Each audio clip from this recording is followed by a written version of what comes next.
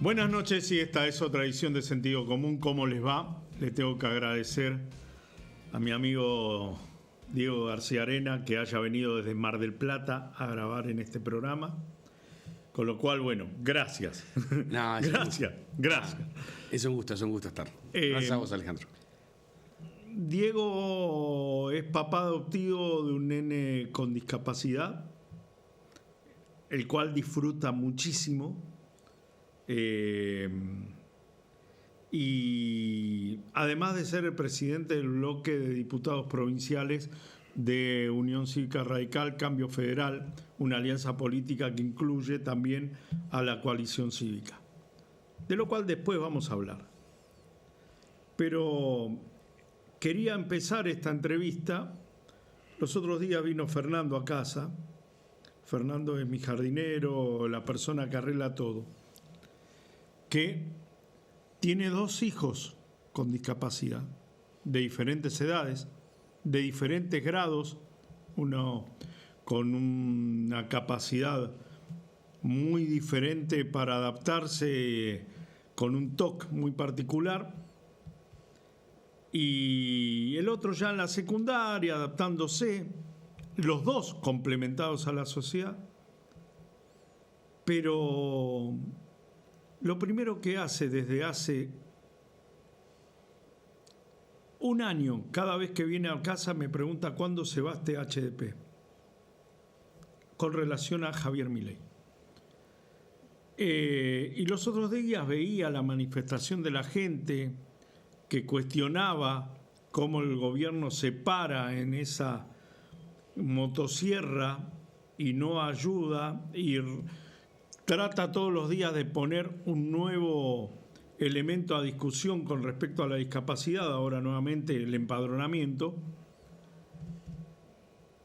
Y también escuchaba voces muy potentes en contra del gobierno, en contra del presidente, como que sea la insensibilidad la palabra. Y cuando hablamos nosotros, que empezamos a hablar del nene siempre, 1 año y pico. Y 5 meses. Y 5 meses. Vos siempre me decís que lo llevas a natación, que lo llevas a actividades físicas, que lo relacionas con el deporte, que además tienes un trabajo terapéutico especial, es decir, que tu vida la tenés también adaptada a esta nueva realidad que vos mismo te buscás y que vos mismo fuiste a abrazar, como a familia solidaria, así se le dice.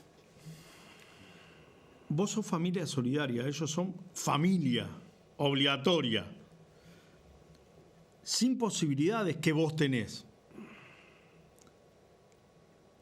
Contame cómo hace una persona sin tus condiciones, y por eso tuviste que ser solidario también, para hacer que un chico que tiene, en este caso, el síndrome de Down, pueda adaptarse, pueda complementar, pueda vivir una vida como nosotros la calificamos normal, pero una vida en condiciones de progresar. Todo lo que tenés que hacer diariamente, todo lo que tiene que hacer esa familia, la original y la solidaria. Mirá, es la primera vez que hablo del tema, porque no me gusta ser autorreferencial en las cuestiones y es un tema que es muy de nuestra familia y como que lo hacemos con amor y desinteresado de que sea una cuestión pública. No somos padres adoptivos, somos familia solidaria. Luca tiene su papá y tiene su mamá y tiene una tía y tiene sus hermanos. Actualmente vive con su tía. Vivió con nosotros 6 meses en casa, desde los 3 meses hasta los 9 meses. Y la verdad que es una persona que nos cambió la vida a mi señora, a mí y a nuestras 4 hijas.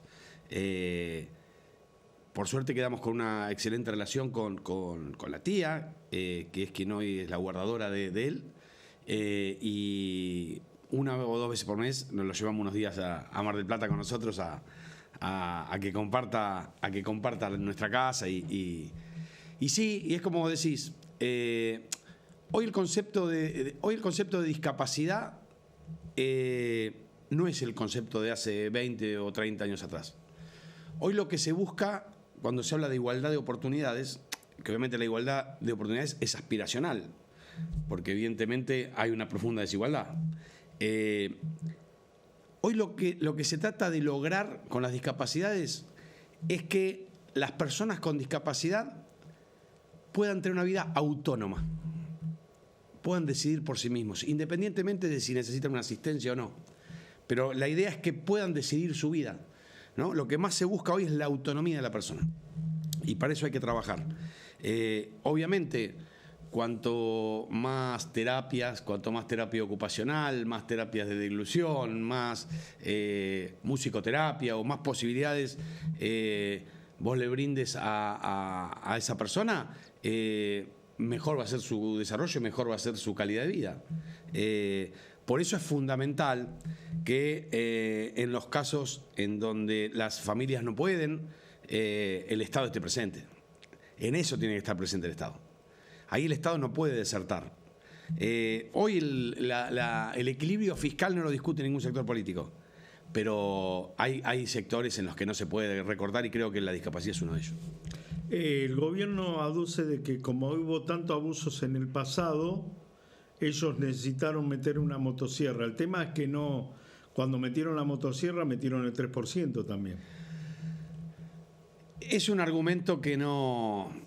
Yo te podría decir, Alejandro, hagamos una cosa, como hay tantos accidentes de tránsito, prohibamos la circulación de los automotores y terminamos con los accidentes de tránsito. Bueno, sí, pero es una solución absolutamente inadecuada. Es una solución que va a perjudicar a miles de personas que conducen bien o que manejan bien o que respetan las normas de tránsito. Entonces, esto es lo mismo. Lo que tienen que combatir son los abusos, lo que tienen que combatir son los excesos y si hay delitos los tienen que denunciar. Pero vos no podés dejar desamparado a una persona con discapacidad, sobre todo cuando necesita de los recursos del Estado, ¿sí? Cuando necesita de los recursos. Hoy está en crisis el sistema de salud, está en crisis el sistema de obras sociales en muchos casos y entonces eso coloca en desamparo a personas que o por las cuales tenemos que luchar por la igualdad. Termina siendo una bendición inesperada que aparezcan familias solidarias como las tuyas en situaciones de tanta vulnerabilidad como tu hijo adoptivo. Obviamente que yo incentivo, para nosotros fue nosotros ya tuvimos varios chiquitos, ¿no? Pero, y los fines de semana seguimos teniendo siempre. Lo que yo digo es, incentivo a mis amigos, a mis conocidos, a que lo hagan porque es espectacular. Todos te dicen... ¿Qué acto de amor? Y yo no les puedo ni contar el que recibís. O sea, lo que son esas personas que entran a tu casa y te cambian la vida. Te cambian la vida para bien. Te llenan la casa de amor, te llenan la casa de alegría. No sé, es hermoso. Ahora, ¿cómo trabajás con tu tiempo? ¿Cómo trabaja tu esposa con tu tiempo cuando es un tiempo que inevitablemente le tenés que dedicar a él en múltiples aspectos? Los otros días yo estaba hablando con vos. Le quisiera dedicar más, En La Plata y me decís, no, ahora tengo que irme hasta Escobar o tengo que irme hasta San Fernando porque la profesora o el profesor, no me acuerdo de qué actividad específica. Una terapista ocupacional. Estaba ahí. Y vos decís, wow. Es decir, vos lo podés hacer. La mayoría... no lo puede hacer, tiene que vivir de gente, tiene que estar en su urgencia, tiene que estar en su día a día, tiene que buscar trabajo, tiene que conseguir cosas que pueda llegar a generar sin un gasto excesivo. Sí, lo puedo hacer porque está Lore, mi esposa y toda una familia y amigos que bancan y que están también dispuestos a dar una mano siempre. Si yo no lo puedo ir a buscar, va a ir Lore o va a ir alguien, pero digamos, tratamos de garantizar desde la distancia, porque vuelvo a decir, está con una tía que se hizo cargo de él y de sus hermanitos, y la verdad que es de primera. Lo que tratamos de garantizar nosotros es que no deje de hacer las terapias que viene haciendo y que no deje de hacer los tratamientos que viene haciendo, porque lo vemos mucho mejor cada día. Entonces, ¿cuántas terapias necesita? ¿Cuántas actividades extracurriculares necesita? bueno, él todavía no va al jardín todavía. No va al jardín, pero imagínate que vaya al jardín y después necesita ¿cuántas actividades? 3 o 4 veces por semana, seguro. De diferentes actividades. Sí, diferentes actividades. Fundamentalmente, terapia ocupacional y alguna terapia de dilución para evitar problemas respiratorios, sobre todo neumonías por aspiración. Él en el caso particular de él. Sí, por ejemplo, él no tiene cardiopatías, que por ahí en las personas con síndrome de Down es una patología frecuente. Él, por suerte, no tiene cardiopatías. Y el problema que hemos tenido es ese, que ha hecho neumonías por aspiración. Entonces hay que ir a hacer una terapia de deglución donde le enseñan la posición de la lengua, a comer, a despegar su comida del paladar, por ejemplo. ¿Trataste de hablar con algún funcionario nacional? No. Ya, no. ¿Porque crees que...? No, porque, te vuelvo a decir, primero porque no me gusta hablar de eso en términos personales. Entonces, no. Y segundo, porque creo que hay personas que lo necesitan mucho más. No por tu caso particular, sino por estos que lo necesitan mucho más. Digo, hablar en términos, ¿por qué no? Bueno, lo que he hecho es presentar proyectos de ley. ¿Cómo cuáles? Y he presentado para las personas con TEA, trastorno del espectro autista, sobre de la lectura de pictogramas para que ellos puedan identificar perfectamente y de forma textual y literal de qué se trata cada cosa. Por ejemplo, una panadería, por ejemplo, un almacén, por ejemplo, una plaza. Y hemos presentado, vinculados al síndrome de Down, 2 proyectos. Uno, en ambos me han acompañado casi todos los bloques, salvo alguno. ¿De verdad no te acompañaron? Casi todos los bloques me han firmado. Tenemos uno de información adecuada cuando se le anoticia a los padres que su hijo va a tener síndrome de Down, que pareciera el anuncio es traumático. El fin del mundo, verdad, claro. Y en verdad hay que explicar todas las bondades y alegrías que le va a traer eso a su vida, ¿no? La calidad de la persona que va a venir al mundo, ¿no? Entonces, ¿cómo se le comunica a los padres esa noticia? Ese es un proyecto. Y el otro es del tratamiento integral del síndrome de Down, que en la provincia de Buenos Aires no había ley de síndrome de Down.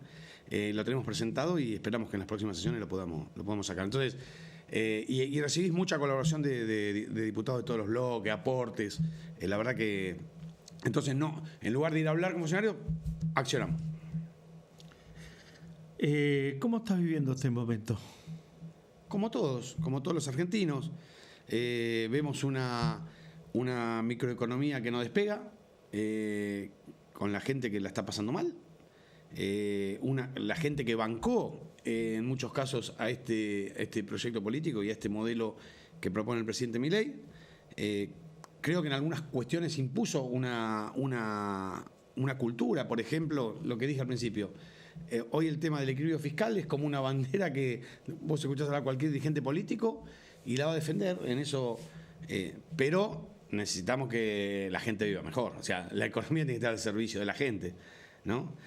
Hipólito Yrigoyen decía, los pueblos son sagrados para los pueblos y los hombres son sagrados para los hombres. O sea, las políticas tienen que llegar a la gente. Entonces, esto es lo que nos está viendo y la gente la está pasando mal.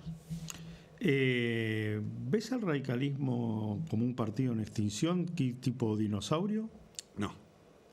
Lo veo en una discusión, un partido que se tiene que renovar, un partido que viene de una experiencia electoral malísima, pero un partido con mucha territorialidad. Estamos recorriendo permanentemente la provincia. En los 135 distritos de la provincia de Buenos Aires hay un comité.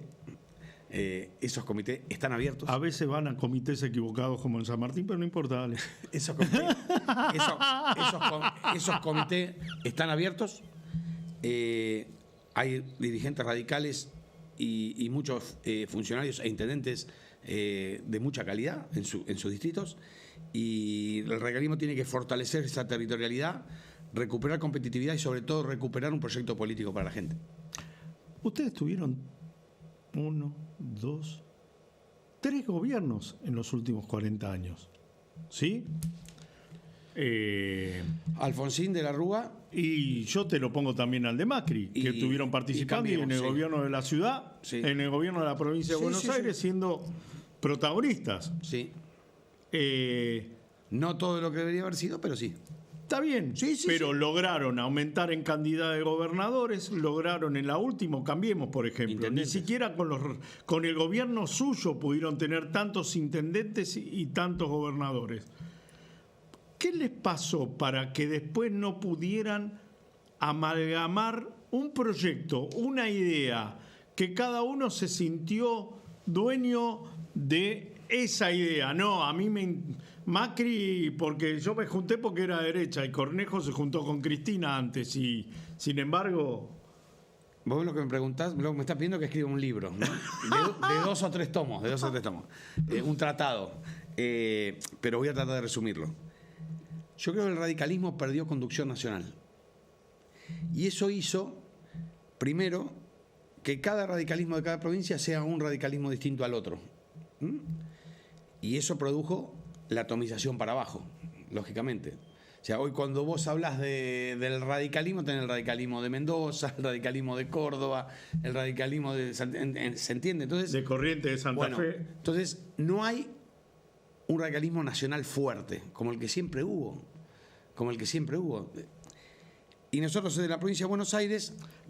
Había dualidades, porque una cosa era Alfonsín y otra cosa de la Rúa o Balbín. Sí, había dualidades. Sí, pero no, sí.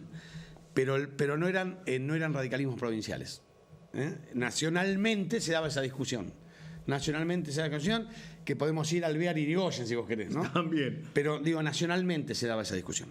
Ahora, lo importante es cómo miramos de acá para adelante el radicalismo.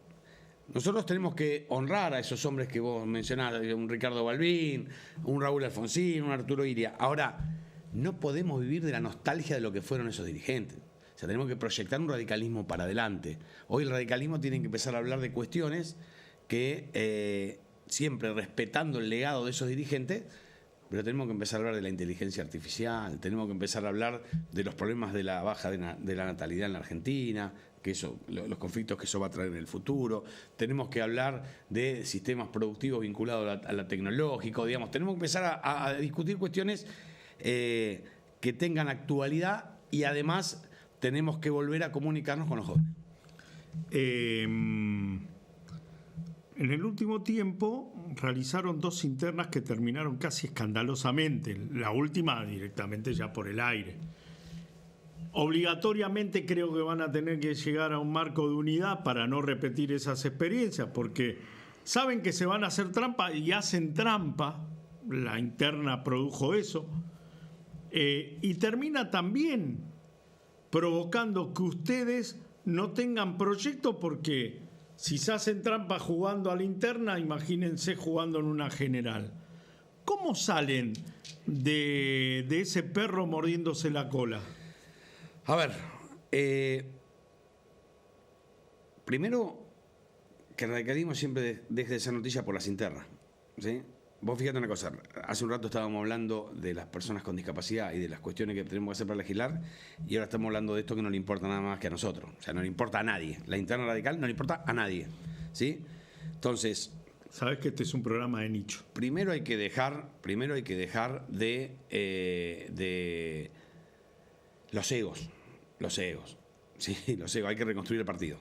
Primero el partido, primero lo colectivo, por sobre lo individual. En segundo lugar, hay que tener conducciones legítimas, ¿sí? Legítimas y legitimadas, que después tengan legitimidad de ejercicio también, ¿no?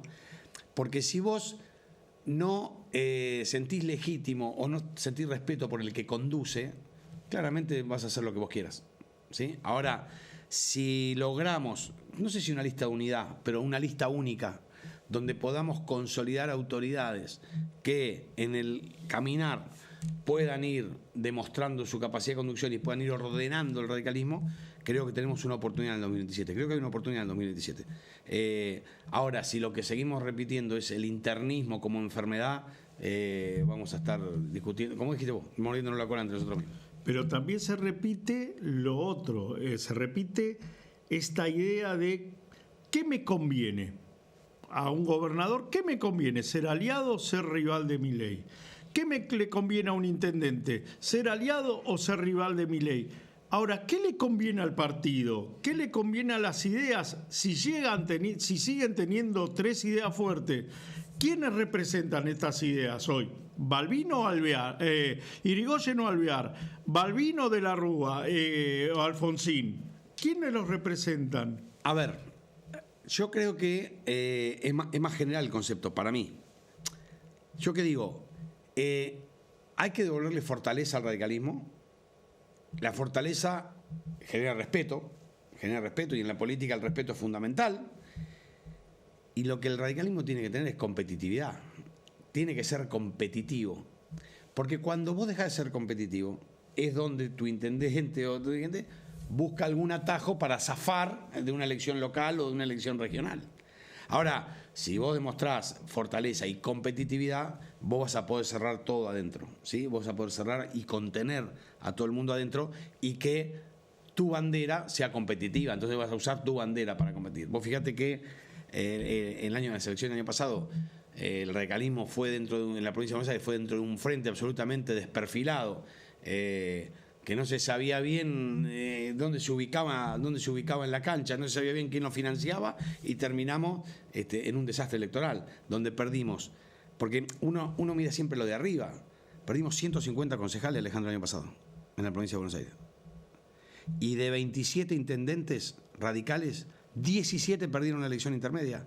Y de los 17, 10 perdieron la presidencia de sus consejos deliberantes. Yo te voy al otro extremo.